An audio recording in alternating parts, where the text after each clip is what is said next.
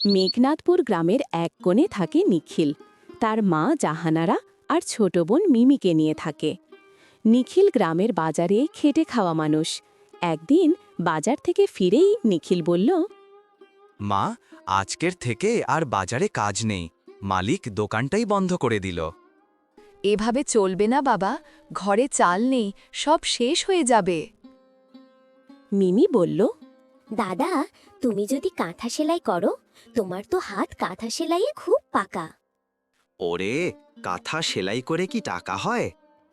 বাবা, আমরা চেষ্টা না করলে জানবই না। সেদিন রাতে নিখিল পুরনো জামা কাপড় জোড়া লাগিয়ে একটা রঙিন কাঁথা তৈরি করল।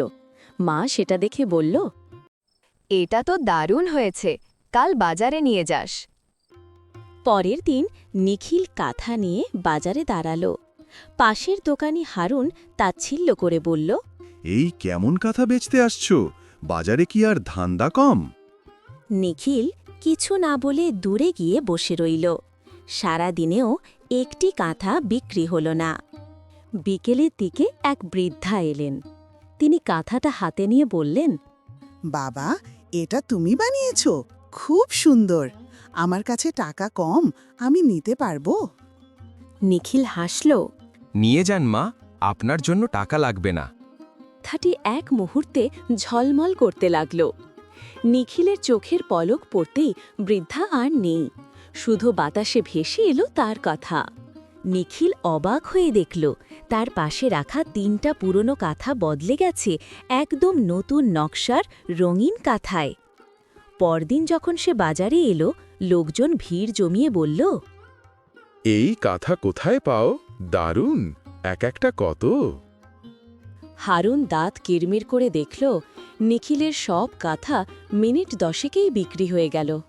পরদিন হারুনও পরিকল্পনা করল সস্তা কাপড় দিয়ে চকচকে নকশা করবে। কিন্তু তার কাঁথা ধোয়ার সঙ্গে সঙ্গে রং ছুটে গেল।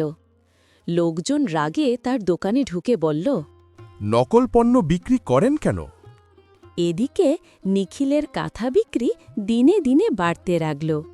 তার সেলাই করা কাঁথায় যেন এমন কিছু থাকে যা মানুষের মন শান্ত করে। বাবা, এই কাঁথা শুধু কাঁথা নয়, এটা ওপরওয়ালার দান।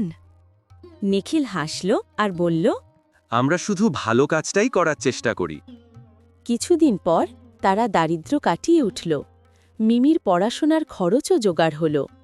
গ্রামের মানুষ বলে, নিখিলের কাঁথা শুধু শরীর গরম রাখে না, মনও গরম রাখে। আর নিখিল জানে সেই বৃদ্ধা যে আশীর্বাদ দিয়েছিল সেটাই তার জীবনের আসল রহস্য।